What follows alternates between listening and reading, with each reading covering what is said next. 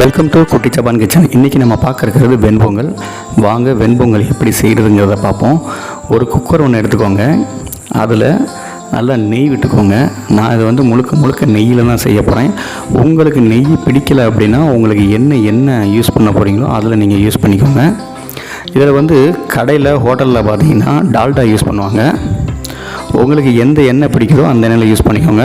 1.5 teaspoon மிளகு போட்டுக்கோங்க. மிளகு நல்லா வெடிக்கணும். வெடித்ததுக்கப்புறம் சீரகம் 1 டீஸ்பூன் போட்டுக்கோங்க. சீரகம் புரிஞ்சதுமே நான் வந்து இஞ்சி வந்து சின்னதாக கட் பண்ணியிருக்கேன், அதையும் சேர்த்துக்கிட்டேன். எல்லாமே சேர்த்து ஃப்ரை பண்ணுங்கள். ஒரு கைப்பிடி அளவு வந்து முந்திரி பருப்பு சேர்த்துக்கோங்க. இதில் அளவு முந்திரி பருப்பு எப்படி சொல்லுவாங்க அப்படின்னா, ஒரு வாய் சாப்பாட்டுக்கு ஒரு முந்திரி பருப்பு வேணும் அப்படிங்கிற மாதிரி சொல்லுவாங்க. உங்களுக்கு எவ்வளோ முந்திரி பருப்பு பிடிக்குதோ அவ்வளோ போட்டுக்கோங்க. தேவையான அளவு கருவேப்பிலை போட்டுக்கோங்க. பெருங்காய பவுடர் கொஞ்சம் மூலம் சேர்த்துக்கோங்க. இது எல்லாமே சேர்த்து ஒன்று ஃப்ரை பண்ணதுக்கப்புறம் நம்ம தண்ணி சேர்த்துக்கிறோம். அந்த தண்ணி பார்த்திங்கன்னா இந்த கப்பு தண்ணி ஊற்றுறேன் பார்த்திங்கன்னா, இந்த கப்பில் 1 கப்பு அளவு நான் பாசிப்பருப்பும் பச்சரிசியும் போட்டிருக்கேன். அதாவது 1/2 கப்பு பாசிப்பருப்பு 1/2 கப்பு பச்சரிசி போட்டிருக்கேன். பச்சரிசியும் பாசிப்பருப்பும் ஈவனாக போடுங்க, சம அளவு போடுங்க. நான் வந்து 3 கப்பு தண்ணி ஊற்றிருக்கேன், 1/2 கப்பு பால் ஊற்றிருக்கேன்.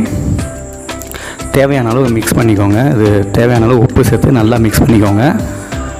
இந்த அரிசிக்கு வந்து அளவு பார்த்திங்கன்னா 1க்கு 3.5 கப்பு தண்ணி. நம்ம 1 கப்பு அரிசி பாசிப்பருப்பு சேர்த்து எடுத்துக்கிட்டோம்னா 3.5 கப்பு தண்ணி ஊற்றணும், அதான் அளவு. 3 விசில் விட்டுக்கோங்க. 3 விசில் விட்டு எடுத்ததுக்கப்புறம் நமக்கு அருமையான ஒரு பொங்கல் வெண்பொங்கல் ரெடி ஆயிடுச்சு. இது கடைசி அப்படி எடுக்கும் போது லைட்டாக மேலே நெய் விட்டுக்கோங்க. நெய் விட்டு நல்லா ஒன்று கிண்டி விட்டிங்கன்னா சூப்பரான ஒரு வெண்பொங்கல் நமக்கு ரெடி ஆயிடுச்சு. இது நல்லா தேங்காய் சட்னி சாம்பார் ஊற்றி சாப்பிட்டோம்னா அவ்வளோ அருமையாக இருக்கும். பாருங்கள் எவ்வளோ சூப்பராக சேஃபாக வந்திருக்கு பாருங்கள். தேங்க்யூ.